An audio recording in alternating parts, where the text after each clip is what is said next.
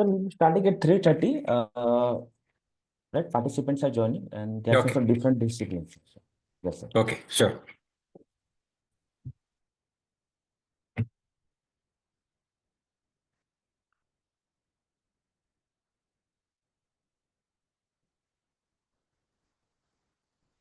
How much time is for lecture and how much time is for Q&A?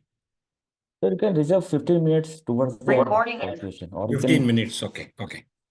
yes, sir. You can take in between And also. 5 o'clock it should be finished. Yeah, yeah, sir. Okay. Sure. No.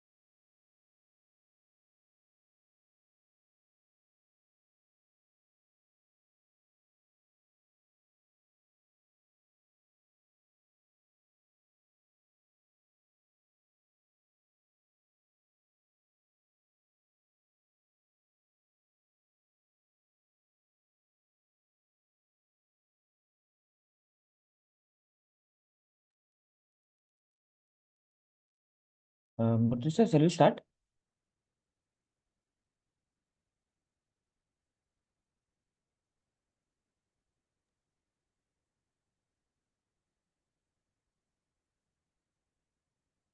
Sir, shall we start?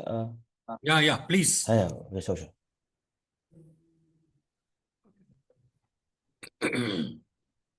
Good afternoon, everyone. It is my pleasure to welcome you all to day 4 of our 7 days online executive development program. I trust that the past 3 days have been enriching and that you are gaining valuable insights to enhance your professional journey. Today, we delve into this essential and highly relevant topic, financing in higher education institutions. The financial sustainability of our educational institutions play a pivotal role in shaping their ability to deliver quality education, foster innovation, and expand access to learners from diverse backgrounds. We are very fortunate to have amongst us an esteemed speaker, Professor Dr. YSR Murthy, with us today, whose expertise will guide us in navigating this vital subject. I encourage you all to actively engage, share your perspectives, and take this opportunity to deepen your understanding of the financial dimensions of higher education. Thank you for your commitment to this program, and let's make day 4 another impactful and inspiring session. Wishing you a fruitful day of learning and collaboration. Before I call upon a speaker to address the gathering, I would like to give a brief introduction about him. Professor Dr. YSR Murthy is an eminent academic leader, visionary, and distinguished scholar who is the Vice Chancellor and Professor at the Assam Global University. Professor Murthy's academic journey is nothing short of remarkable. He holds a PhD from the prestigious Tamil Nadu Dr. Ambedkar Law University in Chennai, reflecting his deep engagement with legal scholarship.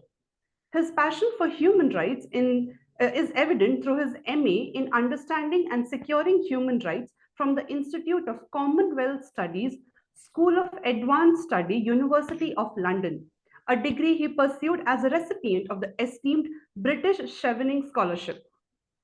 Adding to his diverse academic portfolio, Professor Murthy holds a postgraduate diploma in communication from the Indian Institute of Mass Communication, New Delhi, and an MSc in statistics from the University of Madras, where he not only stood first but was also awarded the Lions International Merit Scholarship. His academic excellence traces back to his undergraduate days, where he secured 2 gold medals during his BSc in statistics from Loyola College, University of Madras. Professor Murthy's illustrious career spans across disciplines, embodying excellence in academia, leadership, and service to society. His broad expertise and commitment to education continue to inspire and shape the future of countless students and professionals. Let us extend a warm welcome to Professor Dr. YSR Murthy. Over to you, sir. Good afternoon. I want to thank Soundarya Law College and in particular its head and then Law Teachers India and my dear friend Dr. Kalpesh for giving me an opportunity to interact with all of you. And I understand that this is an 1-week executive development program on leadership and administration. And I find that you have already covered governance, leadership strategy, and developing extended curriculum. And so I will start with a long introduction on leadership and then take off from there and speak a little bit about the financing. I have to caution you that I'm not a finance expert. I started off as a science student and I did my bachelor's and master's in statistics. Then, of course, thereafter branched off into anthropology, mass communication, and finally settled in law. But I have had the privilege of working in several institutions and leading them as a part of their top leadership team. And I have seen the budget making and other things from very close angles. And so I will share my own unique, what you call, perspectives, which I gained while working. So I will start with, of course, a long introduction. If you allow me to share my screen, I will first start with a small introduction on the leadership part. And let me share my PPT with you. 1 second. Let me just check what happened to the, okay.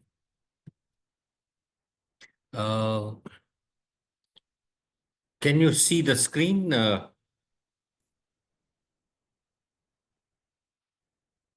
Can you all see the screen? Yes, yes, yes. Okay. So leaders, have a high degree of self-awareness. They have answers to questions like, who am I? What is my role? What am I passionate about? And leadership is all about finding the true purpose of your life. In fact, I'm going to elaborate some of these aspects further during the course of my presentation. Sometimes you may, as a teacher, you may get a doubt whether am I a leader? Of course, in your respective institutions, there could be a principal or a HOD or a vice chancellor and others or deans who are really regarded as a leadership role. So I will clarify whether each participant who is attending this program is a leader in his or her own right. But I will talk about leadership traits, attributes of a leader, and also what is that they do differently, and how do they do it, and then with that introduction, I will spend a little time on the financing part. Here are some leadership traits. Of course, there are many more, and which I'll explain. Perseverance, and speed, focus, execution, strategy. While on some of these aspects, I'll mention um, uh, at OP Jindal Global University, I have had the privilege of working with Professor Rajkumar. I will take him as a case study or an example for perseverance.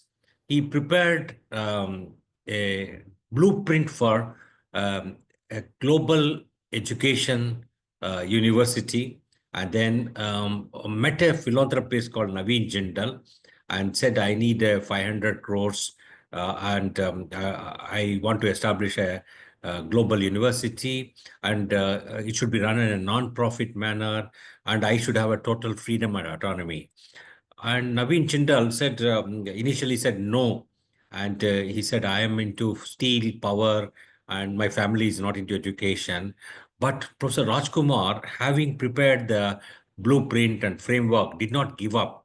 Over a course of 2 years, he met every month, some nearly 20 plus times. And then finally, Naveen Jindal relented and established. And now you know where the Jindal Global Law School, where Jindal Global University have reached. So since Professor Rajkumar was fully, believed in the blueprint that he prepared for a global university, fully believed in the vision, fully believed in the purpose, and then he was able to convince the industrialists to part with a significant amount of financial resources to establish a global university.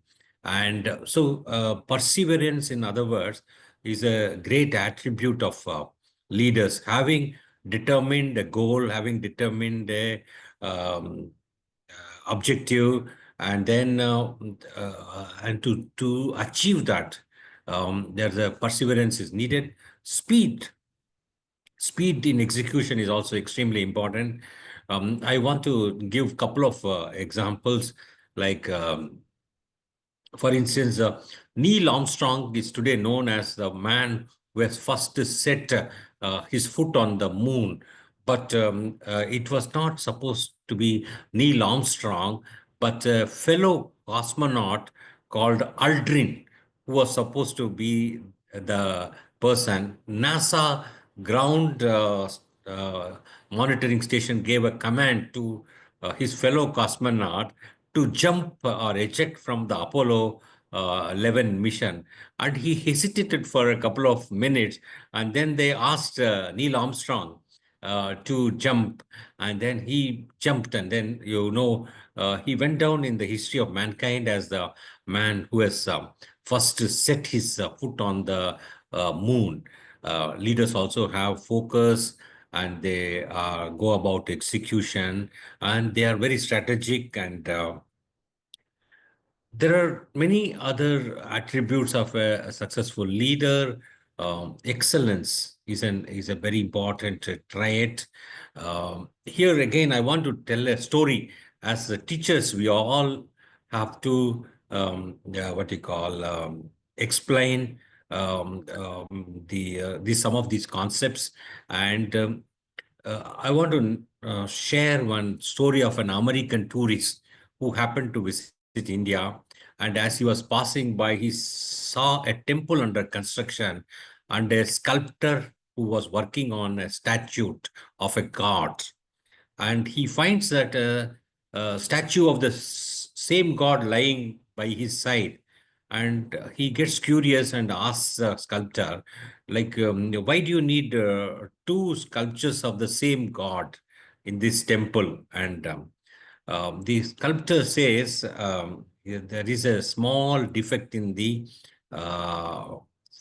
god statue which is lying by the side, and that's why I'm working on a new one. And then the sculptor asks, the tourist asks him, where do you plan to install this statue? He said, about 20 feet high, just above the door frame. And then he asks him, what is the defect in the first statue? And the sculptor says, there is a small scratch on the nose of the god. Said, okay. The tourist gets even more curious. He says, there is a small scratch on the nose, and you are going to install the idol about 20 feet high.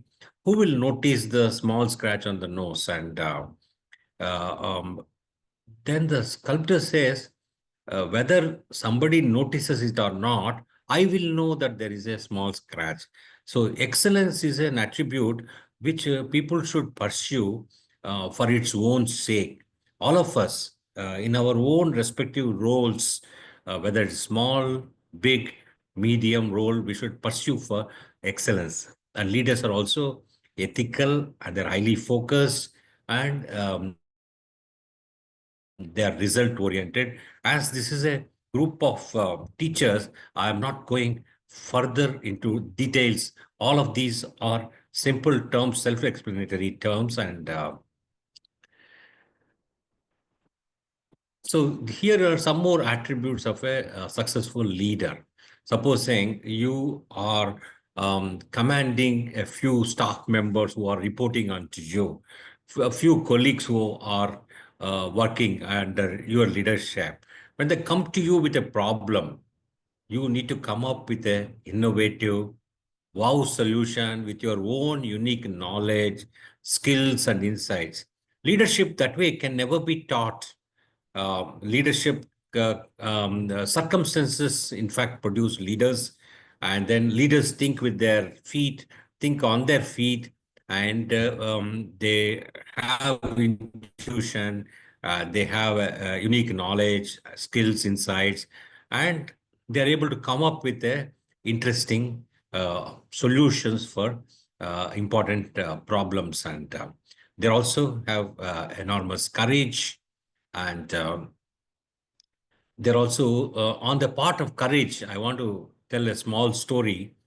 When, 1971, India was experiencing a huge influx of refugees from East Pakistan, and it was really causing a national security situation. So Indira Gandhi, as you know, had an authoritarian streak in her, and she convened a cabinet meeting, and she wanted to go for a war with Pakistan for messing up in East Pakistan and inflicting a lot of refugees. lakhs of refugees on India. And then she called the Chief of Army Staff, Sam Manek Shah. And so then during that meeting, she said, look, this is the problem, and I want you to go to war. And I want you to.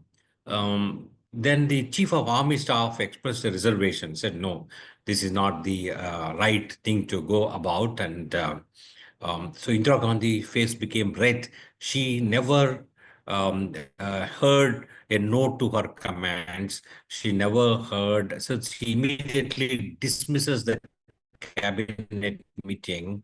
And then she asked to the Chief of Army Staff to stay back. And then once everybody has left, so before Indira Gandhi could utter a word, and the Chief of Army Staff, Sam, says, used to call her a sweetie. Sweetie, the Sam would have seen her growing, and he said, my resignation will be on your table before the end of today. And then, being in an open cabinet meeting, to openly disagree with the Prime Minister and say no, and you cannot go to war. And then she asks, what happened? Why did you say no? And he says, during monsoon season, the roads and all become very muddy. And then the tanks can get stuck in that rainy season. And before a war, a lot of galvanization is required. Men, material, equipment. And then it's not and to marshal that, there is a preparatory time required. And he said, this current monsoon time is not the appropriate time. And if you just allow me, we can do that several months later. So eventually the war happens, and then Indian army emerges victorious, and the Pakistani army surrenders. And so they say that man was courageous. He could have just accepted, and then he could have taken his men. And what if all the tanks get stuck in rainy season in mud? They become sitting ducks. The tanks cannot move, and then there would have been a huge logistical cost. So he had the courage. And then recalling that incident in his memoir, he says there is a thin edge between becoming a field marshal and getting dismissed. So leaders that way have a enormous courage. And well, on this aspect, I want to share another story with my fellow teachers. And see, once there was the audit department, how the financial audit is conducted, how performance audit is conducted. In one government department about 40-50 years back, in Orissa, one district, there was an audit conducted, and they found some loss of high value revenue stamps, and which were eaten by rats. And then they make a audit observation, and they sent it to the district collector. But then the district collector's office doesn't respond for several months.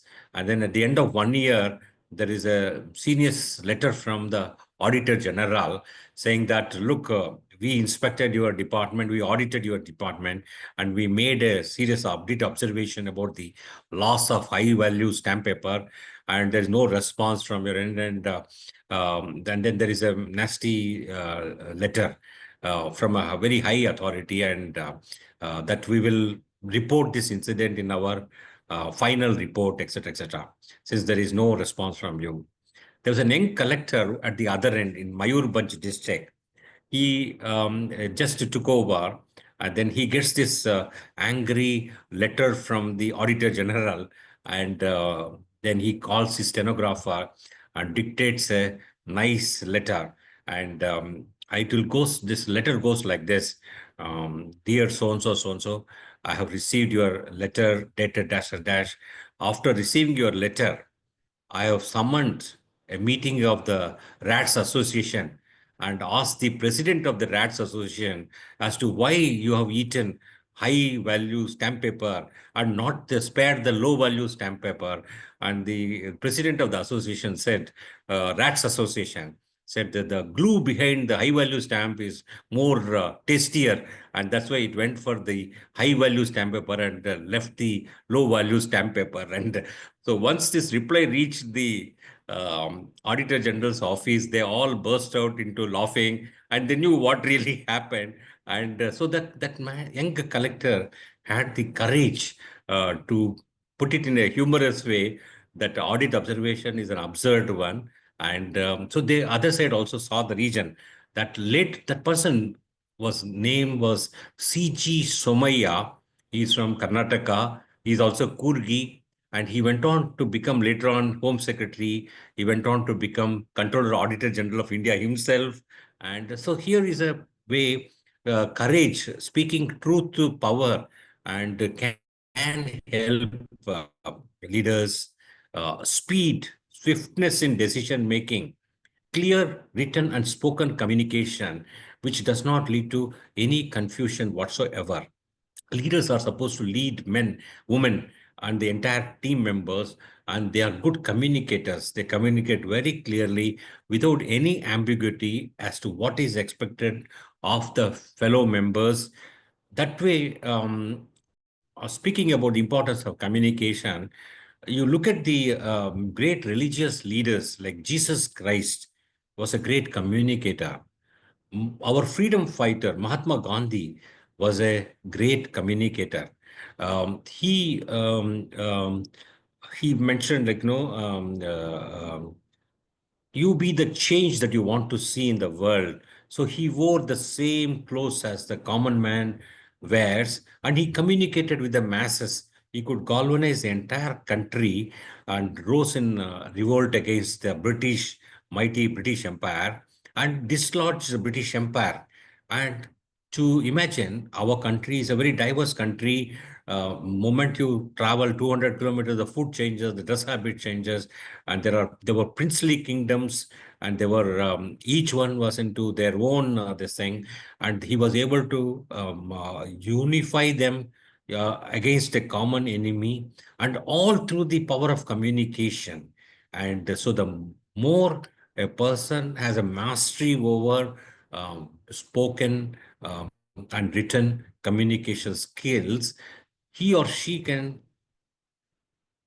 transfer, he can their vision to others, motivate the others, and then convince them to see their own point of view and get whatever objectives they wanted to achieve.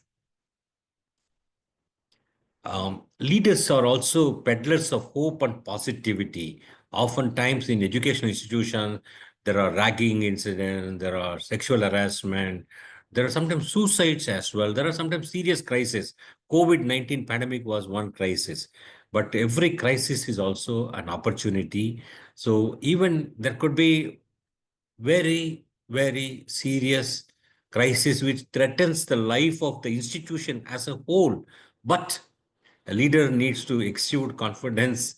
A leader needs to believe in himself or herself and maintain a positive demeanor and believe, and then inspire others. If the leader crumbles, if the leader develops fright, if the leader gives up, if the leader doubts, then there is a disaster.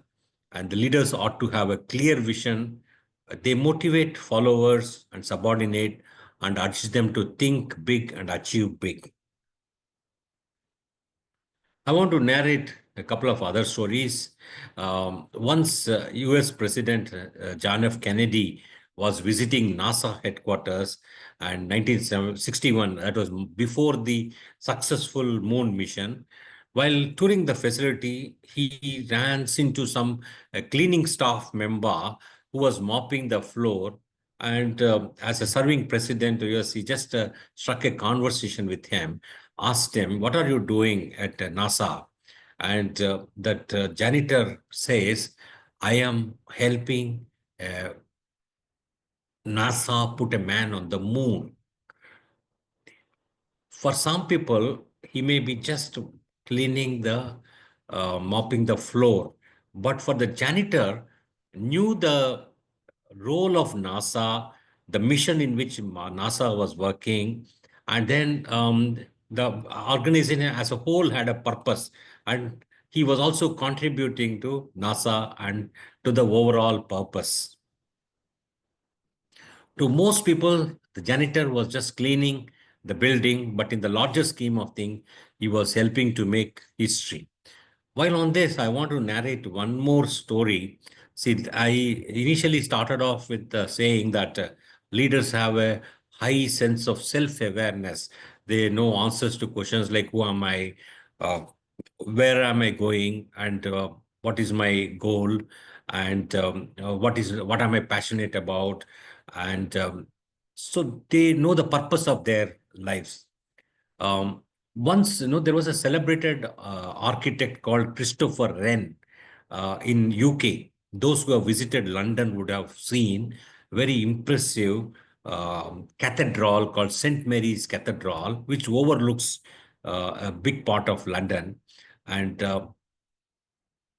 so one day when the cathedral was under construction, so Christopher Wren goes unannounced and he keeps inspecting what the work that was going on. He meets one laborer who was working. He says, "Hey, what are you doing?" And the laborer says, "I am cutting a stone." And then he goes further down. He runs into another laborer. He says, he asks him again this question, "Hey, what are you doing?" He says, "I am earning £5 a week and through this job." And then he goes further down. He asks a third person, "Hey, what are you doing?" The third person says, "I am helping Sir Christopher Wren build a beautiful cathedral." So the third person knew the overall purpose of the organization. For instance, the purpose is just not cutting a stone or earning a living wage, but helping the Sir Christopher Wren build a beautiful work of art or a beautiful cathedral. As individual teachers in your respective institutions, each one of you have a purpose, is to help your organization grow, help your own group of institutions to achieve excellence, to strive for some big reputation, and then you contribute towards that larger objective. So no matter how large or small your role is, you are contributing to the larger story unfolding within your life, your business, and your organization. And when your entire team embraces that common attitude, common belief system, and incredible things happen. The whole team is then galvanized. Their transformational leaders love their work and they are lifelong learners.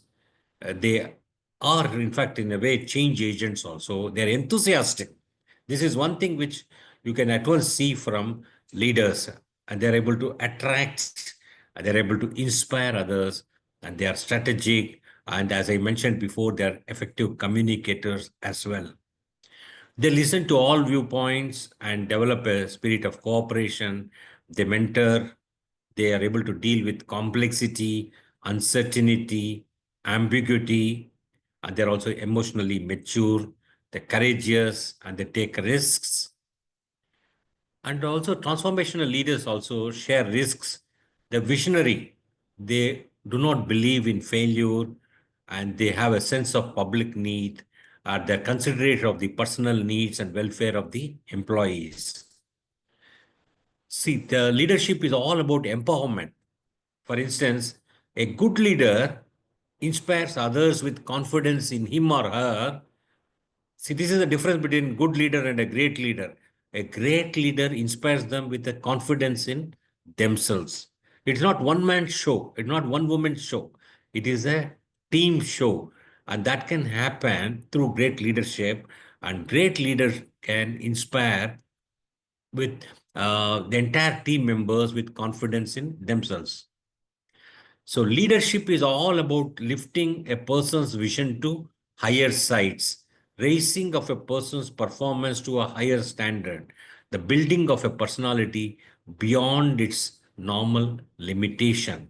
For instance, I want to explain it in this manner. For a work is to be done by three people in 6 days. The moment the leader inspires them, they might achieve it in half the time. They might work longer. They're passionate about the overall vision. So in other words, a leader raises the bar higher.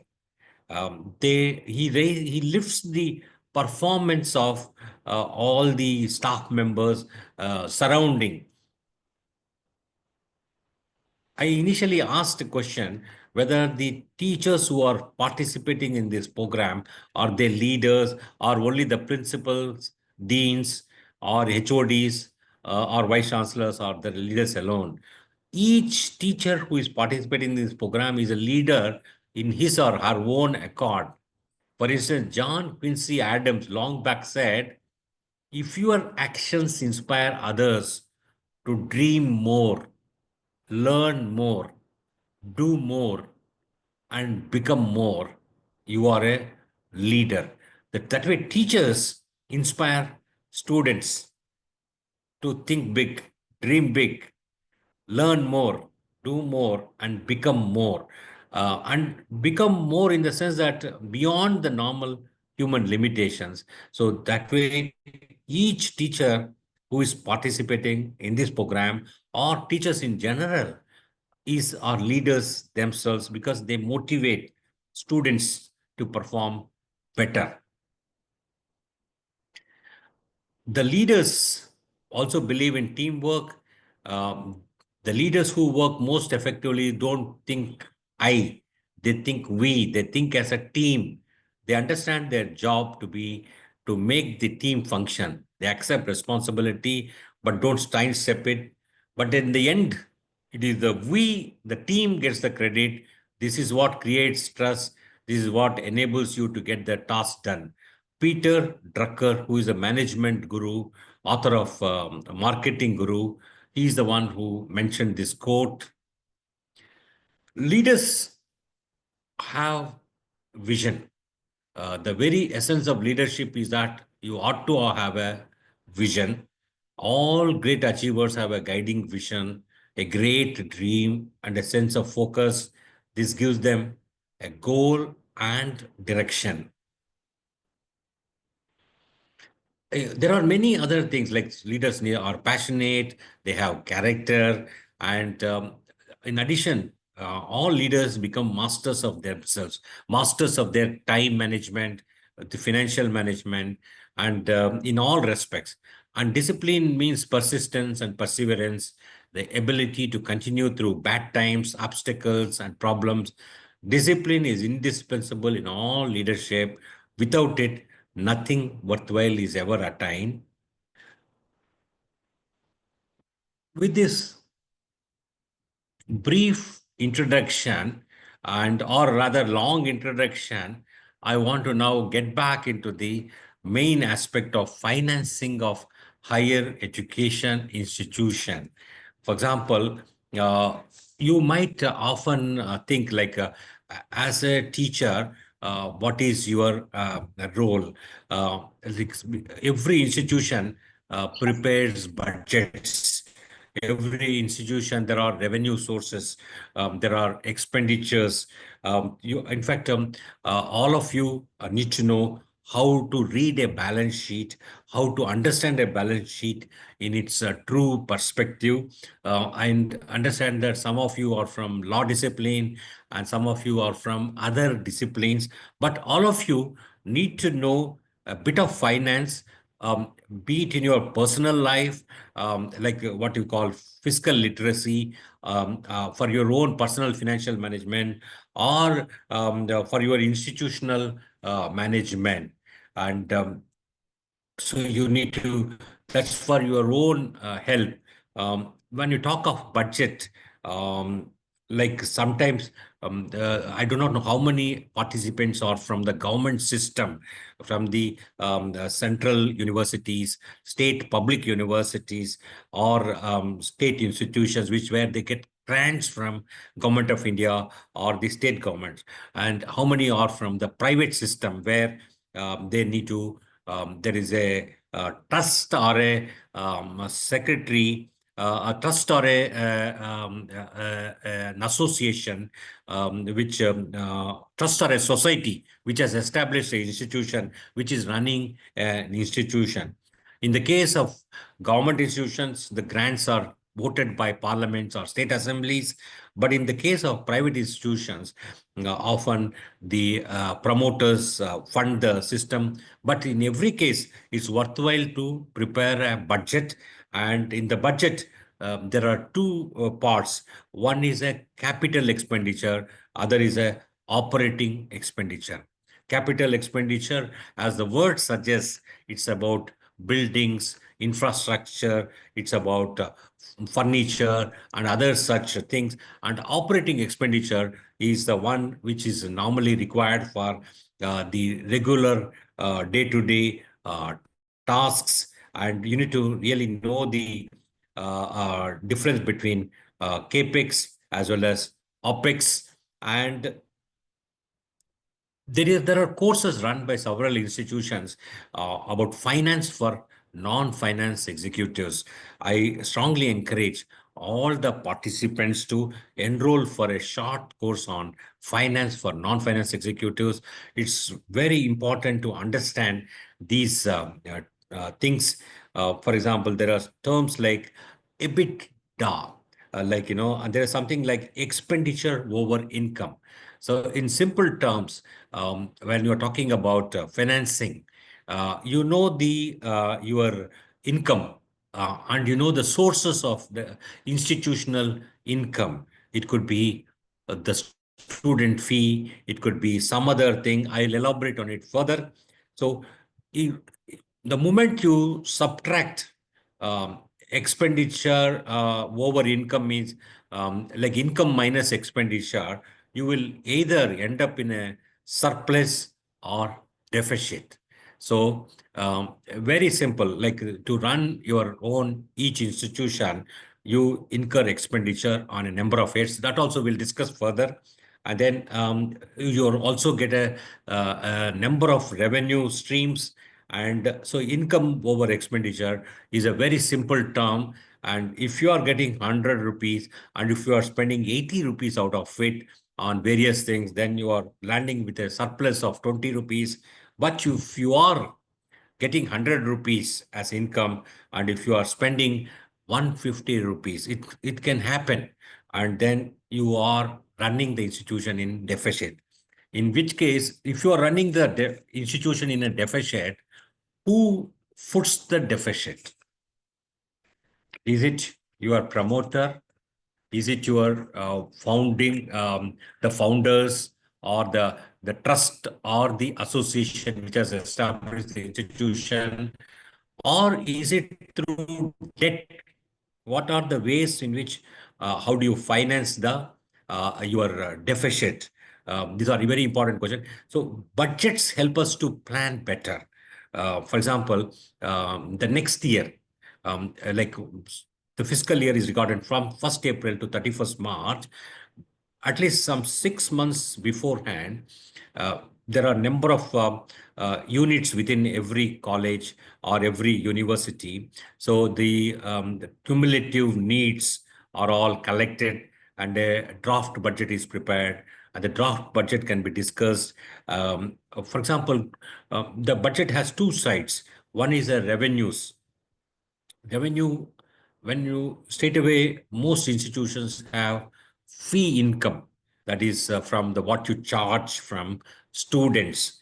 Can the participants think of other sources of revenue for the institution? So what are the other sources of revenue? this Zoom format doesn't enable much face-to-face, or a live interaction. So having constraints to that Zoom platform, without waiting for, and then I keep that the clock in mind. So I will mention the other sources of revenue.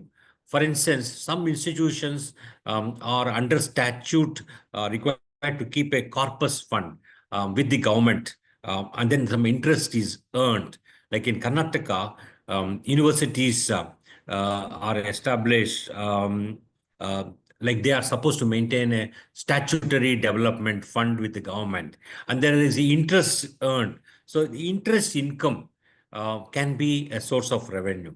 For instance, if your fee comes in the month of July, but your expenditure is, let's say, in the month of December, the income can be put in a fixed deposits and short-term fixed deposits, and the interest thereon, earned thereon, can be a source of revenue as well. And there are even many other sources of income.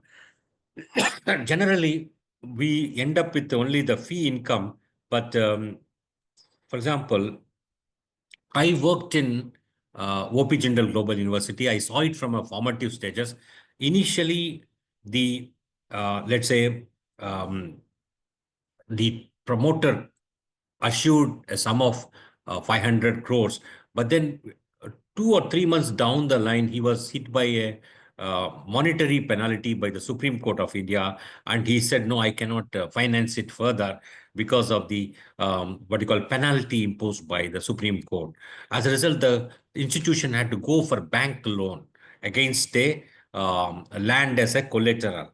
And so, in fact, within an institution, there can be a Xerox shop, a food court, or a saloon, or a tailoring shop, or a sports shop, and many, or a post office. So part of your building can be given for other purposes, so that they can you can earn rental income. So there is, if financing is an issue, you can monetize some of your assets. For instance, I have seen some institutions which have ended up with a huge loan for running the institution, monetizing their hostels. For example, there are people who take their constructed building on a 50-year lease, and they give a huge sum of money beforehand. And you imagine the lease thing. Eventually, the buildings come back to you, but the income earned from the hostels go to the person who has given you a lump sum amount so this can help you to wipe off your debt. Okay, so you have started an institution, but you suddenly had to take loans for further expansion. Well, supposing you added new programs, you added new hostels, but you have taken loans, and the answer to the debt issue is that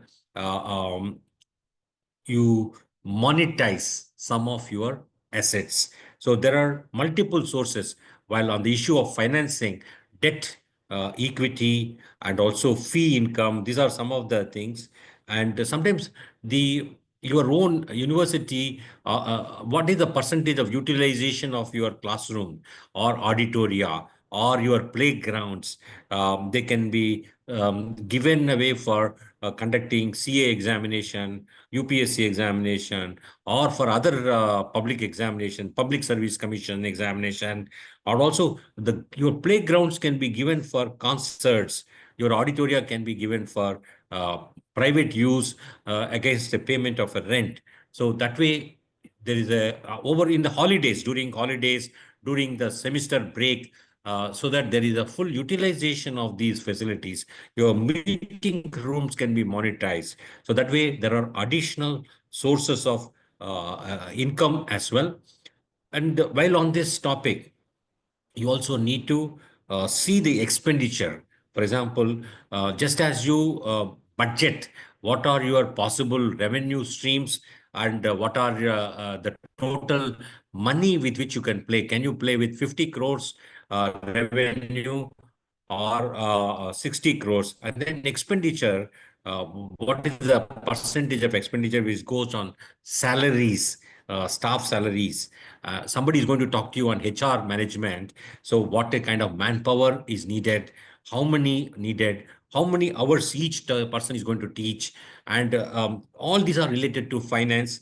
And what percentage of money is spent on energy, conducting events, and then research. So as a head of an institution or as leaders, you need to have a very clear this thing of the expenditure heads, both broad heads as well as subheads for a proper planning. So you need to know, is 5% of your expenditure going in research or 10% or 20%? Sometimes when there are NAC visits, sometimes when there are other regulatory visits, often this question might crop up as to the percentage of your income spent over library resources, percentage of your income spent on research purposes. And you need to know, if there is a 100 rupee expenditure, what is the percentage which goes in salaries? What is the percentage which goes in energy? What is the percentage which goes in events? What is the percentage which goes in research and other heads and subheads? So financing will involve both the revenues as well as expenditure. And so it's very important to plan properly. The institutional expansion needs need to be kept in view. For example, to this year, you are trying to add, let's say, 4 new degree programs, and you are going to have 400 more people to your this thing. Where will they stay? The hostels, you need to plan for the gymnatorium, library spaces, classrooms, all of which need to be created, and all of which need to be, sometimes this task is done by your promoter. Sometimes this task is done by the parent body. But as an important member, if you know, if you understand this well, you can contribute to this process. You can tell them that the heads where expenditure can be reduced, where there can be savings could be done, and where need to be spent more, and through planning, and what are the new revenue sources can also be told to the promoters or the board of governors. These are some of the observations I wanted to share with you. With these few things, in conclusion, I want to say, we all are leaders in our own right, and we need to know our own roles within our respective institutions, and we need to have knowledge, because finance is very critical to everything, not only at personal level but also at institutional level. If admissions don't happen, if fee income doesn't come, institutions can't sustain themselves, can't grow. So you need to have a 3-year perspective plan or a 5-year perspective plan for the growth of students, for the growth of revenue sources, for the also for expenditure planning also is required. And then if you want to end up in red or in green, in other words, in surplus or in deficit, that can be done only through proper financial planning, proper budgetary planning. And you need to understand the budgetary process. You need to understand the heads, subheads, and then plan for the year ahead. For example, and also like there can be a quarterly expenditure reviews. For example, whether the expenditure has been as per, is getting staggered, or you should not end up spending the 75% in the first quarter alone. So that, and you need to spend it when needed, and but you need to plan it well in advance. In spite of all planning, still sometimes there are unanticipated expenditure. For example, COVID pandemic, suddenly everybody had to move for online, like suddenly the Zoom licenses. There could be some unanticipated expenditures. You need to factor that. You need to factor other such this thing and make a provision for it. In the end, I strongly urge all the participants to take this finance aspect very, very seriously and equip yourself. There are multiple materials available on fiscal literacy. And once you learn yourself these, you can also help your students guide them and then see that they manage their budgets well. Thank you very much. Thank you. And now I'm open for any Q&A. Thank you so much for taking us through the various traits or attributes of true leadership, and especially with the help of real examples and your personal experiences. I must say that your style of narration is very simple and yet very effective. Your real world examples will definitely lead all of us towards imbibing these qualities in our tasks in the coming days. I think especially when you spoke about great leaders, I think it is very inspiring. And I must also thank you because you talked about finance, which is a very important aspect, especially in running higher education institution, and how we need to really look at what are capital expenditures. And you spoke about operating expenditure, how additional sources of income can be created, especially within the existing resources. Now, the key is proper planning, especially if you're looking for effective delivery. Now, my question to you is if we are an institution, if you're starting off as an institution, in the sense we are a very new institution, what is it that we need to focus on, especially in terms of finance? Or if we are an institution which is about, let's say, 5 years to 8 years, what is it that we need to be focusing on? Should we be focusing on teaching or research or infrastructural development? So how do you basically classify and categorize these for institutions which were starting off, or for those institutions which have a little amount of having run maybe for about 5 years or 8 years? So what is your take on this, sir? Okay, thank you very much. It's a very interesting question. Again, I will, without naming any particular university, which there was I mean, it is in South India. There are a group of promoters got together and they invested a huge sums of money. And suddenly they discovered that the vice chancellor or they were asking for multiple expenditures and without any what you call tangible outcomes, and they got worried. How do we see? Okay, they came together, started a new institution with a great purpose and hope, but then they asked OP Jindal Global University for the guidance, and then we told them and at the time, and then like for example, for a young institution, a break-even plan is very important. For example, you initially know the land expenditure on buildings are quite significant, and then it's not possible to break even on the capex part. Often people establish institution for a social cause, for a social function, moved by a philanthropic motive, and but in the end, whoever it is, they want to run it in a profitable manner. So at least in the operating expenditure side, your fee revenue should be or other all revenues put together should be in a position to take care of the expenditure. So there should be a plan for a young institution which is barely less than 5-year-old to have a clear break-even plan, and to achieve that plan, let's say, so there could be a institution, a new institution, first year can have 8 crore deficit, second year 6 crore, third year 2 crore, fourth year they end up with a like break even.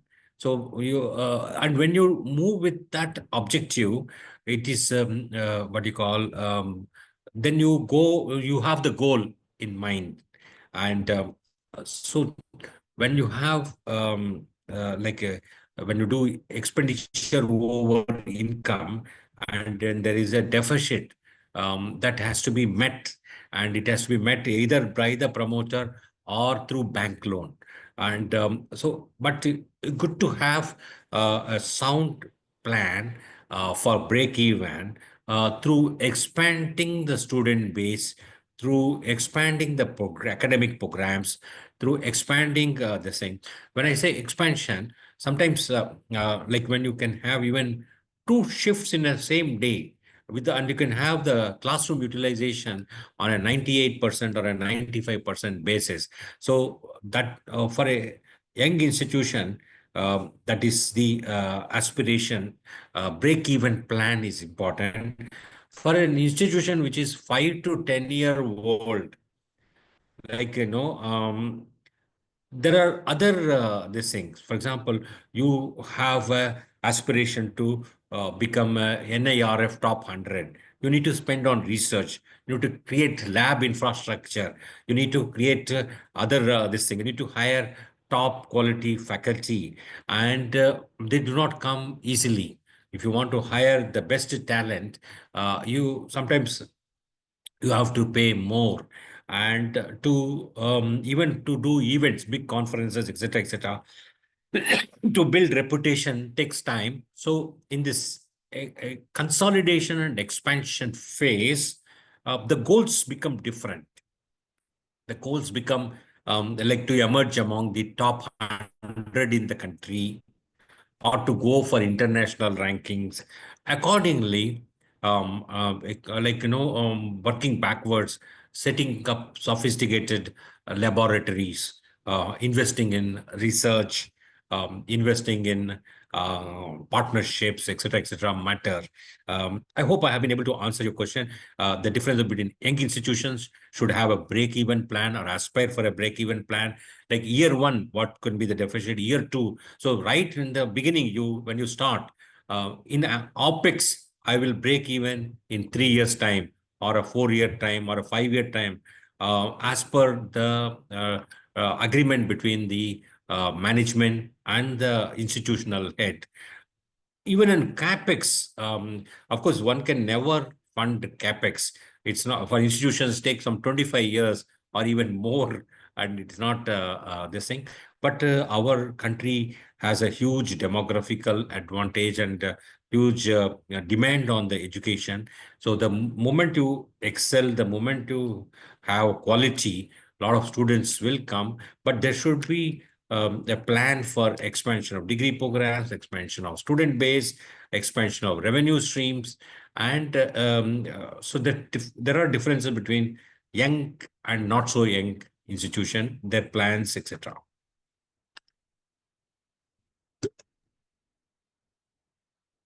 There are a couple of questions in the chat box. Would like to read? Otherwise, we'll. Okay. Yeah. Okay. I So will. yeah. Okay. From Savik Guas. From Shauvik. Yeah. The faculty Okay. from NUJS. Yes.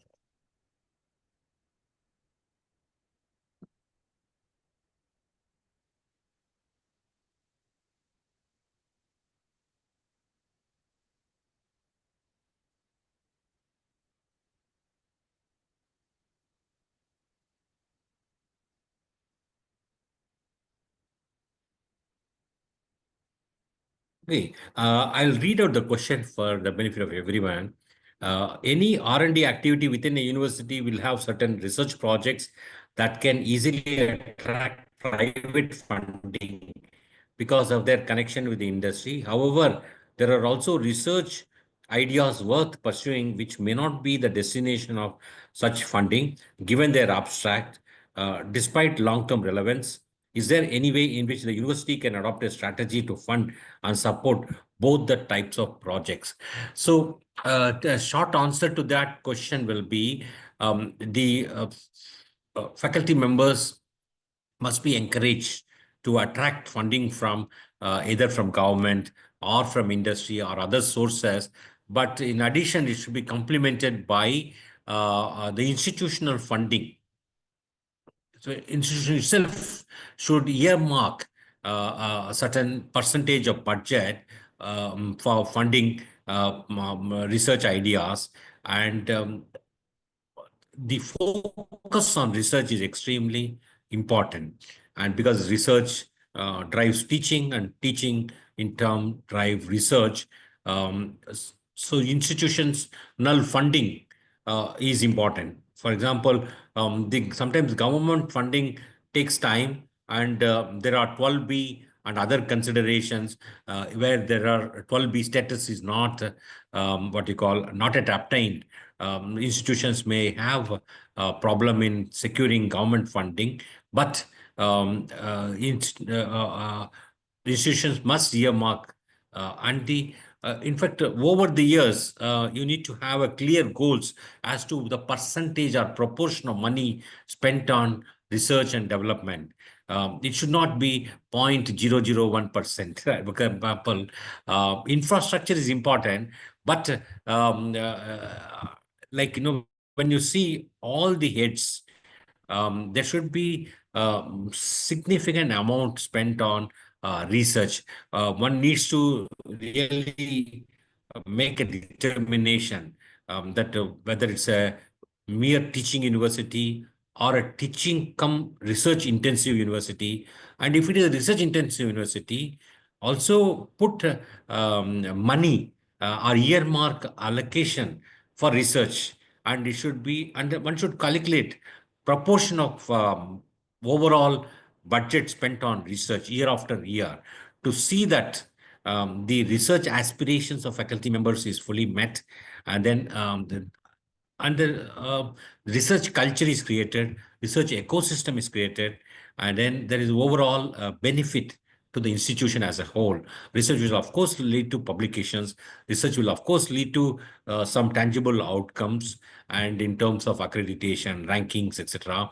So it's very important for as an institutional head or as an institutional member, you should tell your management to earmark sufficient money for internal funding, like research grants within several universities do it. Monisha, can you provide examples of institutions that have faced significant setback or failures due to inadequate financial planning, and what lessons can be learned from these cases? Yes, see it's not appropriate for me to name a particular institution, and I refrain from like I have mentioned to you earlier on how one institution in South India was trying to spend a lot of money, and then promoters were very uncomfortable because they were spending a lot. Like sometimes a good academic need not be a good administrator. A good teacher need not be a good administrator. That's one of the, so that's why it's very important for all the participants, including myself, to be fully abreast of these financing aspects, and also develop leadership skills, administrative skills. So they were spending left and right without any end point. Until that time, we told the management to get a clear what you call plan from the vice chancellor for a break even. And so can you provide examples of institutions that have faced significant setbacks or failures due to inadequate financial planning? I will tell you about US cases. Actually, some colleges in US have become bankrupt. It might come as a surprise to you. There is in New York, there is a college where a flight school is there. They have their own airport, but recently it declared itself bankrupt. There are several which are in the throes of bankruptcy. and they have taken loans from banks for expansion. Either they have not planned properly. So there are institutions. All you have to do is just to look up the colleges in US which have applied for bankruptcy. Recently, in the last few years, of after COVID, several have, and all because of lack of financial planning. And so that's why it's very important in India, because there is a huge demand. And but of course, in India also there are, for example, certain engineering streams like civil engineering, mechanical engineering. The seats are not getting filled, and there are some programs are receiving traction. So in many colleges, for example, some not some very one with great reputation, they are able to fill their seats quickly. But in several institutions, between the sanctioned intake and the actual one, there is a variation. So one needs to strive for quality, but there are examples where colleges have finished off, and they had to, through lack of financial planning, and yeah. Yes. So from this, I got idea, like in a company law, there is a process of winding up. So there should be a winding up of institution, restructuring should be there. Looking at your, example you said, like bankruptcy they filed. So Oh, winding up of actually, yeah, restructuring, they can dissolution. For merge. example, yeah, in some states, their legislation themselves provide for a clause for dissolution of a university. In Karnataka, there was one, and again, it requires government approval and government permission. And but see, every institution has to run. Unless you are a state-funded institution where you don't have to sweat for grants year after year after year. Your state is also making many organizations trying to self-sufficient, and they are tightening the belt. The educational budgets are coming down of the central government, and the funding sources are coming down. And I mean, I agree with you, Dr. Kalpesh. There should be a mechanism. Well-performing institutions should grow, and not so well-performing institutions, there should be a mechanism for this thing. Yeah, yeah. Either for their takeover by others who can run it uh, with a fiscally prudent manner, or yeah, or Yes, sir. there in America, the colleges which have become bankrupt, their land and buildings are sold off. Banks which have lent them are even okay with recovering 70 to 80% of their loan amount, leaving aside the 30%. And yeah. There's a question from Rangaswamy. Most of the research in India only for publications only. The patents for the research are very few compared to US, China, and other countries. Please give a comment from the financial perspective. Yes, it's a very not a very simple question for me, and I agree with you that patents for research are very few compared to US, China. The number of patents being filed in China are much, much more. And in India, it's picking up. And but again, it requires encouragement. See, finally, institutions have to decide their priorities. Institutions have to earmark allocations and for this aspect. And if you do not, you will, when you go for accreditation, you will find that you get a hit. This is a metric in the NAC accreditation. This is a metric in number of others also. And so one needs to, this does not happen automatically. See, unless you create a culture, ecosystem for faculty to do research, unless you create laboratories, unless you teach them how to file patents, how to and motivate them, this will not happen. And yeah, but there is it needs to be done. Uh, Dr. Valamathi, are you there? Sorry, I have pronounced name properly. Yeah. Doctor, are you able to unmute yourself? Dr. R. Valamathi. Okay, so we can take up a question. Sir, how to deal with the fees issue? Like sometimes regulatory bodies are there. They said we cannot charge more than the particular amount. For example, engineering colleges and medical and other bodies. So how to deal? We want to increase fee, but you are helpless. Yeah, for example, in some states, there is a state fee regulatory committees are there, but you need to, some places there are regulatory bodies which, it's a challenge. You need to document items of expenditure and present properly before the fee regulatory committees, and then have the fee fixation done properly. In case they do not agree, you can appeal to them, and in case they still do not what you call go. But the only thing is that you can increase your augment your income through monetization of assets. There are other revenue streams you need to explore. For example, research grants, external research grants, CSR funding of industry, philanthropic funding for scholarships. There can be, there are many people who are willing to come forward, and then one can, like US particularly, does it in a very big way.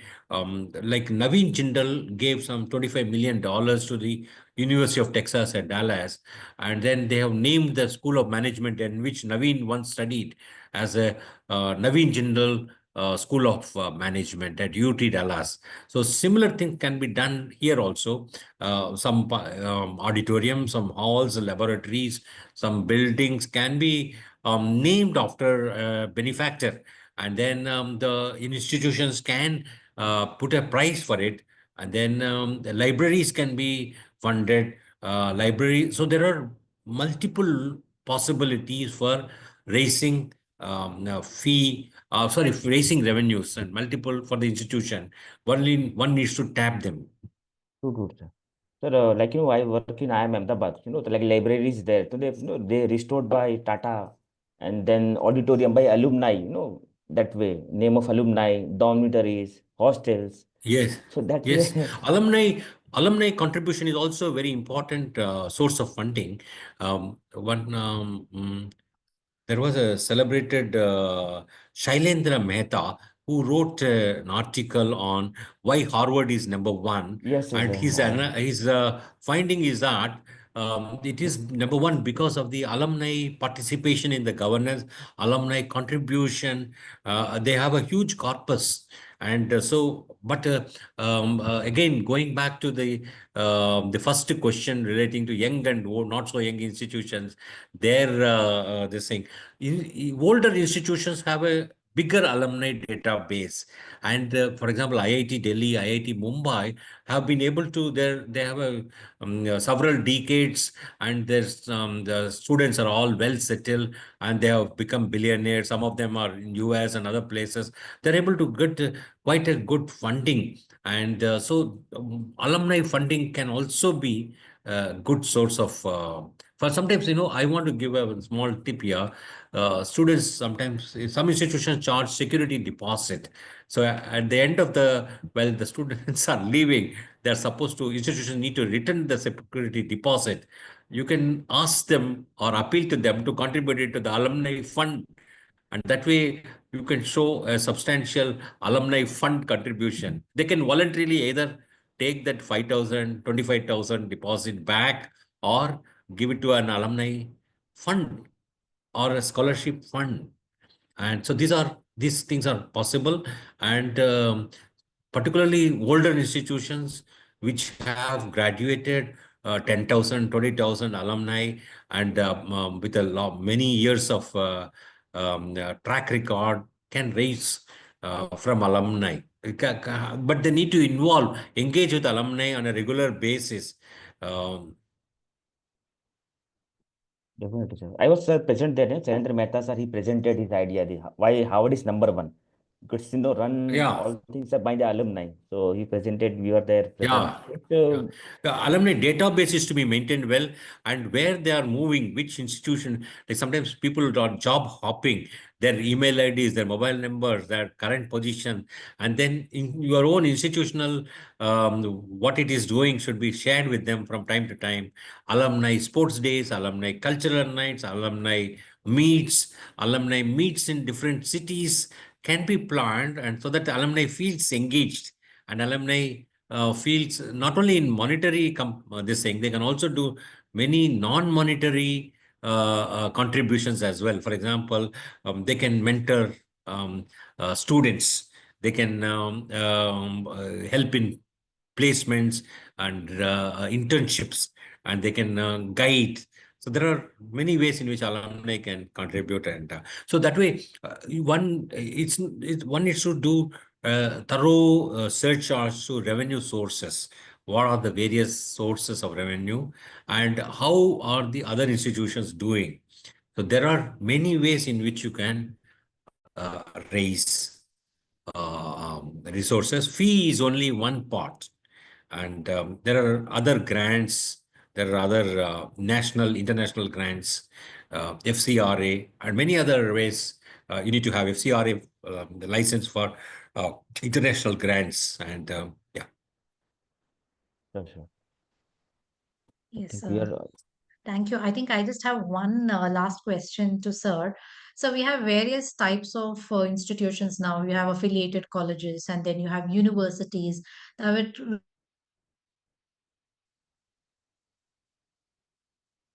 in different types of universities, or is it the same, or the funding pattern and procedure could be different when you're talking about in terms of different institutions? So what is it according to your experience in terms of the financing in different types of institutions? I lost you in between, like because of the internet connection at my end. S- You were talking about different types of institution, affiliated colleges, universities, and the funding yes, sir. pattern is it the same or Yes, different? yes, sir. Yes, that's my So question. actually, I will put it in this way. I will see it as either government funded or self-funded. Government funded ones get it from the government. And these days, government itself is withdrawing much from their funding sources are drying up, and they're asking institutions become self-sufficient and then monetize, increase fee, etc., etc. In terms of private ones, whether it is affiliated or private university, it's one and the same story, where the promoter contributes initial sum of money, and if the promoter has a wherewithal, the person can meet the deficit for expansion or meet the future funding needs. But it's very important to have an overall plan, forged in consultation with the top management, and one needs to explore. And if it is done well, that's so much the better. And like you need to have a plan for expenditure, you need to have a plan for revenues, and see what exactly is the deficit, um, and see how it is to be met. And both the expenditure can be monitored, and there can be what is that called? Economy in expenditures can be attained through better this thing. Similarly, revenues can be augmented, additional resources can be mobilized, and yeah, both are possible. And but one needs to have a perspective plan, 3 year and 5 year perspective plan, and an annual budget plan. Once you decide the budget, you should not allow any extraneous item which is not budgeted. Like, for example, you have decided that you will spend 50 crores in the current financial year. Suddenly, there is a new demand from to construct a playground. You should either set it for the next year, or you should not let And there could be sometimes after having budgeted some 2,000 students in like intake, you find that 2,000 students don't join, but only 1,500 students join, in which case your revenue has taken a hit, where your revenue is not what as per anticipated, but it is less. So same way, your budget also, the expenditure also should be reduced. So that way, the initial budget that has been prepared should be recalibrated at the end of 6 months. You should see heads where expenditure has happened, see heads where expenditure has not happened, and also see whether reappropriation can be done. And in case some new demands are there, whether you can do just like in Government of India, there is a supplementary demands for grants. Like during the middle of the year, there are some ministries which ask for additional money in case you have spent money for research and you need some more money for research. There should be a provision where you can recalibrate the budget and then seek approvals from your respective managements or the board of governors, etc.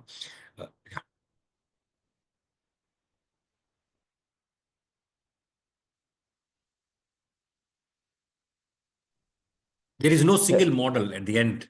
Every institution, as per their own genius, has to figure it out. I think, sir, we are done with all the questions. I think, sir, we should have started from question answer itself. It was a more fruitful. So more, queries came from the participant and from our side also. That's again, and you handle so many things. So, sir, do great answer, I would say. I request. I think, sir, we should close now. Over to you, Pranit. On behalf of Soundarya College of Law, I extend my heartfelt gratitude to Dr. Murthy on making day 4 of our 7-day online executive development program a huge success. Sir, because of your expertise on this topic, it has provided us with valuable strategies and innovative perspectives that we will undoubtedly empower us to address the financial challenges in our own institutions. Once again, a big thank you to our participants for engaging so actively. And as we progress through the rest of the days in the 7 days program, let us continue to delve deeper into such topics and grow together. Thank you again for participation. Looking forward for you all for day 5. Have a wonderful day ahead. Thank you.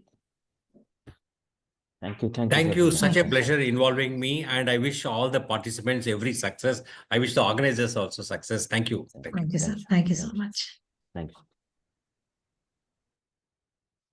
Thank you.